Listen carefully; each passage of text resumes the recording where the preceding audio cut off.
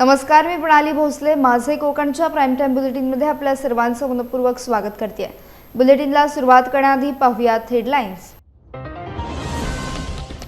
मुंबई गोवा महामार्गावर भीषण अपघात. जगबुडी पुलावर कंटेनर अडकला.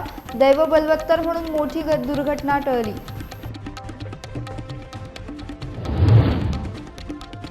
वीर दमदार आमदार प्रीमियर लीग 2026 क्रिकेट स्पर्धा संपन्न.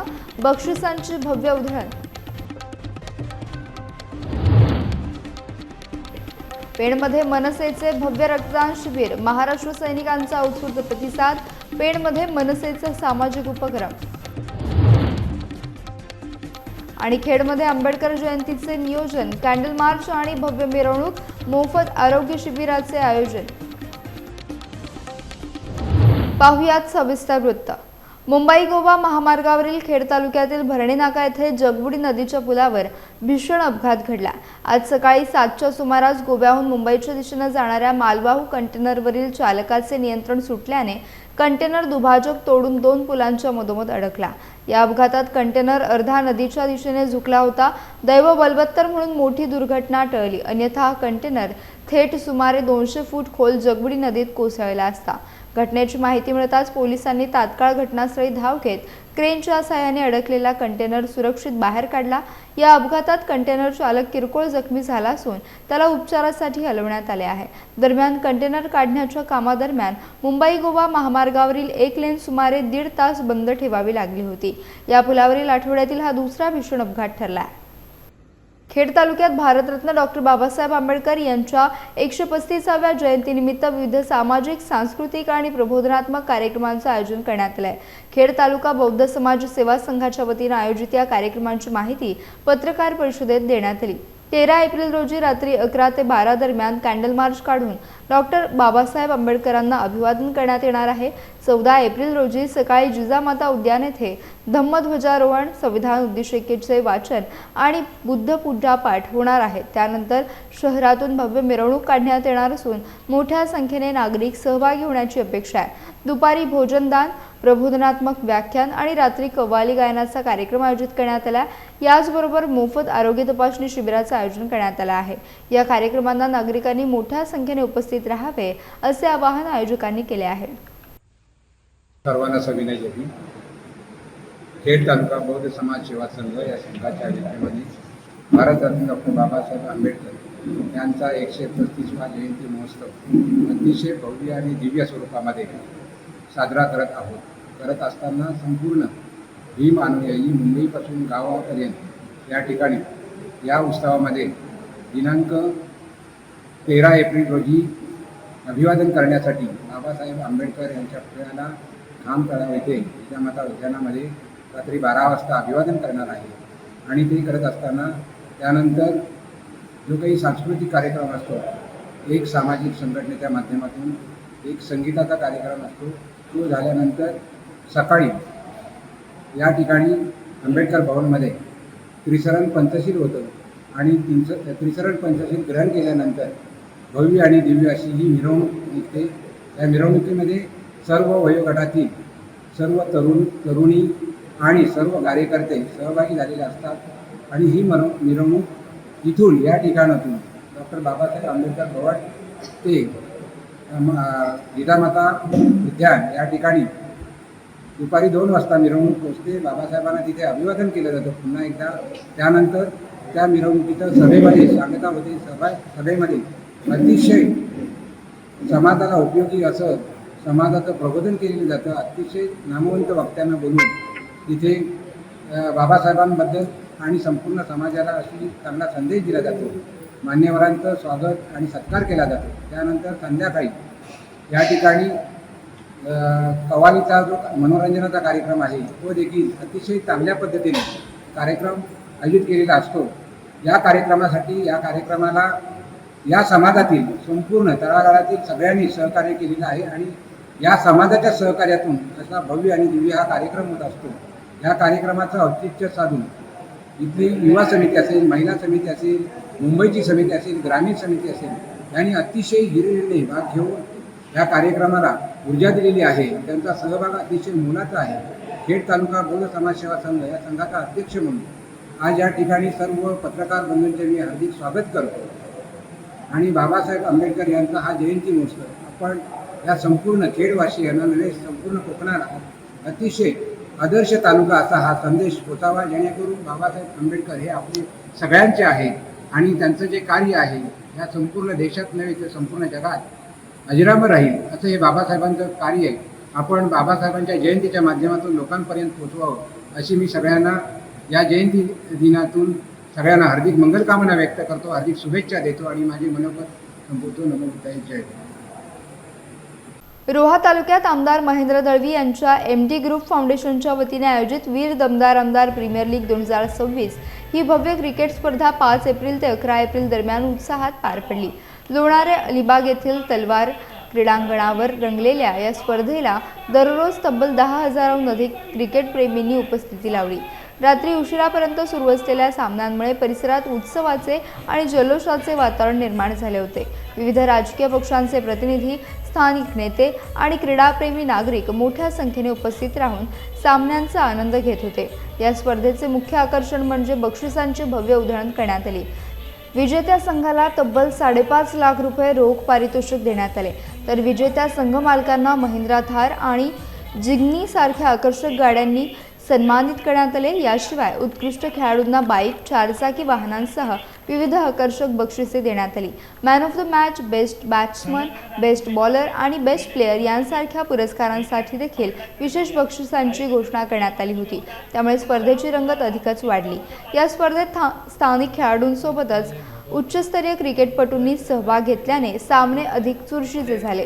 तरुणांमध्ये क्रिकेटबद्दल मोठा उत्साह पाहायला मिळाला. स्वतः आमदार महेंद्र दळवी यांनी दररोज रात्री उशिरापर्यंत उपस्थित राहून खेळाडूंचा उत्साह वाढवला.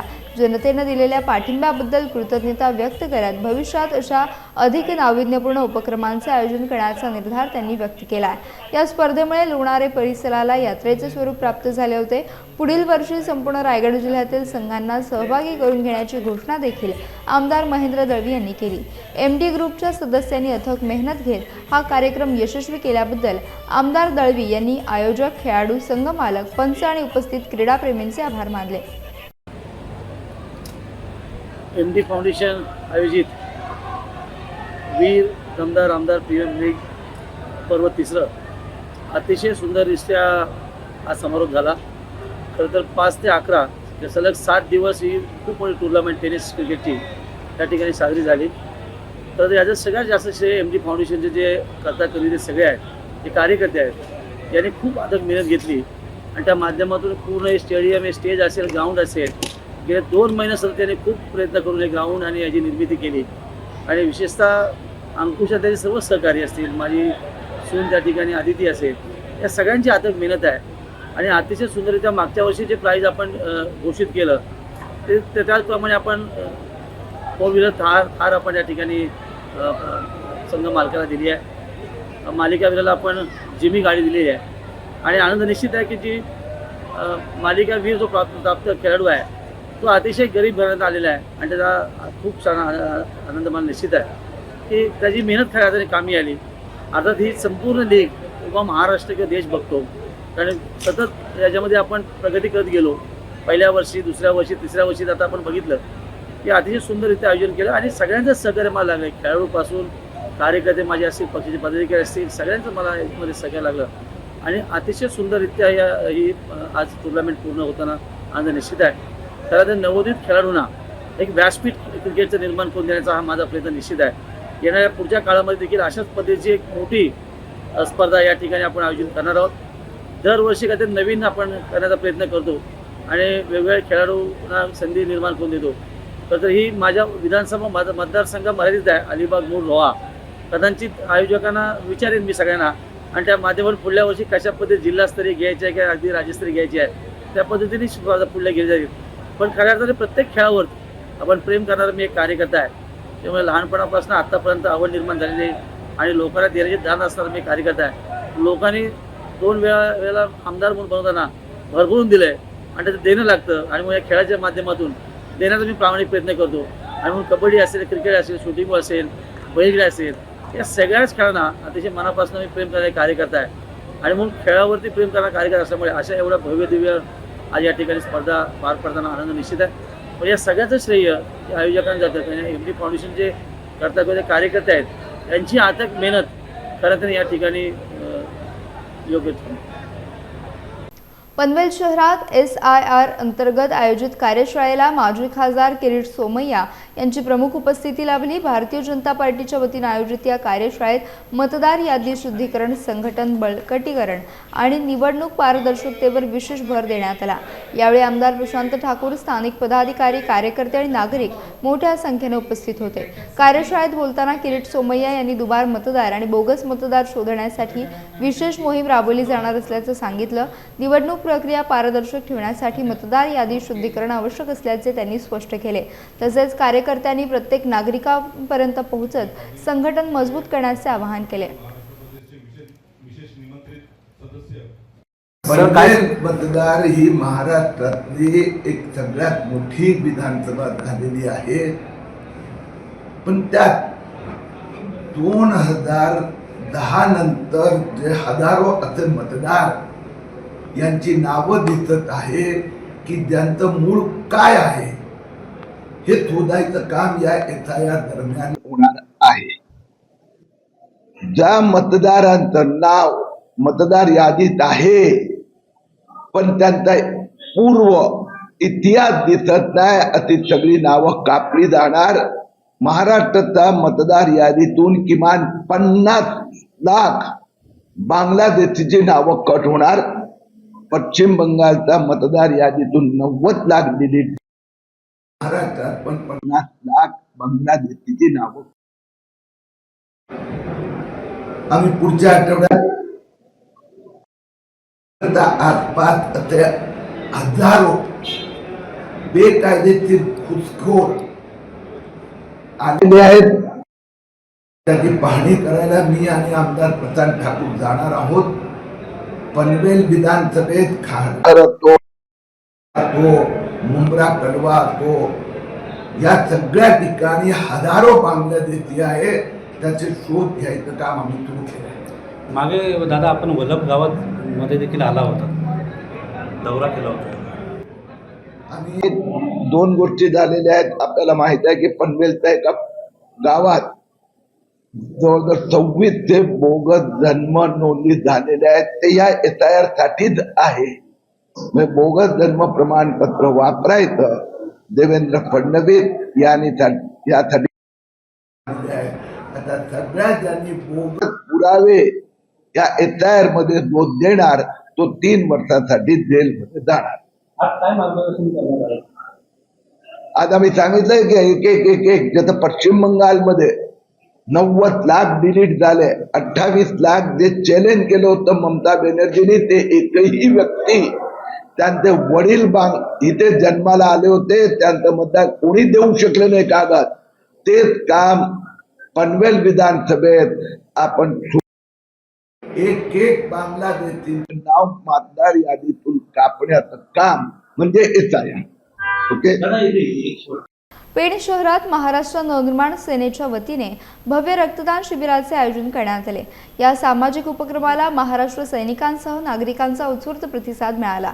रक्तदान शिबिराचे उद्घाटन रायगड उपजिल्हाध्यक्ष संदीप ठाकूर यांच्या हस्ते करण्यात आले. या शिबिराचे आयोजन पेण तालुका मनसेच्या वतीने करण्यात आले होते. यावेळी पेण तालुका उपाध्यक्ष पंकज पाटील, श्रीराम पाटील, प्रसाद पाटील, नितेश पाटील, सौरभ पाटील, महिला तालुका अध्यक्षा गौरी पाटील यांच्यासह अनेक पदाधिकारी उपस्थित होते. तसेच पूर्व विभाग अध्यक्ष कल्पेश सकपाळ, हमरापूर विभाग अध्यक्ष नमस्कार भगत, जिते विभाग उपाध्यक्ष विवेक घरत, वाशी विभाग अध्यक्ष सुहास पवार, सापोली शाखाध्यक्ष प्रणव जंगम, जिते शाखाध्यक्ष जगदीश ठाकूर आणि नयन रोडेकर यांसह महाराष्ट्र सैनिक मोठ्या संख्येने उपस्थित होते. या रक्तदान शिबिरातून सामाजिक बांधिलकी जपत मनसेने समाजकारणाचा संदेश दिला. नमस्कार, जय महाराष्ट्र. सन्मान्य राजसाहेब ठाकरे यांच्या सामाजिक बांधिलकीच्या विचाराने प्रेरित होऊन आज आम्ही महाराष्ट्र नवनिर्माण सेना पेण विधानसभेमार्फत आज इथे एक महारक्तदान शिबिर आयोजित केलेले आहे. जगातल्या कुठल्याच लॅबमध्ये किंवा प्रयोगशाळेत रक्ताचं निर्माण होऊ शकत नाही. आणि आपण पाहतच आहात की या रस्त्यावर खूप सारे अपघात होतात आणि त्यात खूप साऱ्या युवकांचे प्राण गमावले जातात. आणि रक्तासाठी कुठली एका लेकराची आई पण गमावली जाते आणि बाप पण गमावले जाते. त्यामुळे ह्या महादानासाठी आम्ही सर्व युवक प्रेरित आहोत आणि त्याच प्रेरणेने आज आम्ही इथे एक महारक्तदान शिबिर आयोजित केलेलं आहे आणि भविष्यात ही आम्ही सामाजिक बांधिलकीचे कार्यक्रम नक्कीच करू. जय महाराष्ट्र. आज रायगड जिल्ह्यातील पेन तालुक्यात महाराष्ट्र नवनिर्माण सेनेच्या वतीने भव्य रक्तदान शिबिर आयोजित करण्यात आले. या कार्यक्रमासाठी जी सखोल मेहनत आणि चांगलं कार्यक्रमाचं नियोजन पेन उपतालुका अध्यक्ष आमचे पंकज पाटील यांनी आज नियोजन केले छान. आणि अशा कार्यक्रमाला सदैव महाराष्ट्र नवनिर्माण सेना सदैव अग्रेसर राहिली की एक रक्तदान म्हणजे श्रेष्ठदान आणि या श्रेष्ठदानाने आपण एका रुग्णाचा किंवा एका माणसाचा आपण जीव वाचवू शकतो. आणि हे श्रेष्ठ दान करताना सदैव प्रत्येक तरुणाने किंवा प्रत्येक तरुणींनी या श्रेष्ठ दानाकरता ज्या रक्तदानाकरता आपण सदैव पुढाकार घेतला पाहिजे. अशा रक्तदानाने आपण शरीरातलं लोह देखील वाढवतो आणि अशाने रोगप्रतिकार शक्ती देखील चांगली वाढते. आणि असं जर प्रकारचं जर रक्तदान शिबिर इथे आयोजित करण्यात आलेलं आहे आणि अशा रक्तदानाने जर येणाऱ्या काळामध्ये ते एखाद्याचा जीव वाचू शकलो तरी सर्वात मोठी गोष्ट असेल. आणि महाराष्ट्र नवनिर्माण सेना सदैव सामाजिक बांधिलकी आणि आरोग्य संदर्भातल्या ज्या ज्या गोष्टी असतात त्या संदर्भात सदैव पुढाकार घेणारा एक पक्ष आहे आणि सदैव महाराष्ट्र नवनिर्माण सेना सन्माननीय राजसाहेब ठाकरे यांच्या विचारावरती चालणारा एक पक्ष आहे. आणि आम्ही सदैव असेच कार्यक्रम या रायगड जिल्ह्यातील पेन तालुका असो किंवा इतर तालुक्यांमध्ये सदैव राबवू एवढं नक्कीच. जय हिंद, जय महाराष्ट्र. अखिल रायगड प्राथमिक शिक्षक संघाचे जिल्हाध्यक्ष सोपान रामचंद्र चांदे यांच्या वाढदिवसानिमित्त पोलादपूर तालुक्यातील विविध शाळांमध्ये शैक्षणिक साहित्यांचे वाटप करण्यात आले. नाणेघोळ, करंजे, शेंबीवाडी, आडवळे, कोतवाल, कापडे, देऊळवाडी, शिरेखिंड, साखर, आदिवासीवाडी आणि देवळेगाव येथील शाळांना अंकलिपी पुस्तिकांचे वाटप करण्यात आले. तसेच रानवडी बुद्रुक शाळेला इंग्रजी पुस्तके, रानबाजिरे शाळेला स्पीकर, साडवली आदिवासीवाडी शाळेला वह्या तर महाड येथील कन्याशाळा बीरवाडीला प्रिंटर देण्यात आला. वाढदिवसानिमित्त राबवण्यात आलेल्या उपक्रमामुळे विद्यार्थ्यांना शैक्षणिक साहित्यांचा मोठा आधार मिळाला आहे. सोपान चांदे हे शिक्षकांच्या प्रश्नांसाठी नेहमी पुढाकार घेतात. शिक्षकांमध्ये अग्रगण्य नेतृत्व म्हणून त्यांची ओळख असून शिक्षकांच्या पाठीशी ते नेहमी उभे राहतात.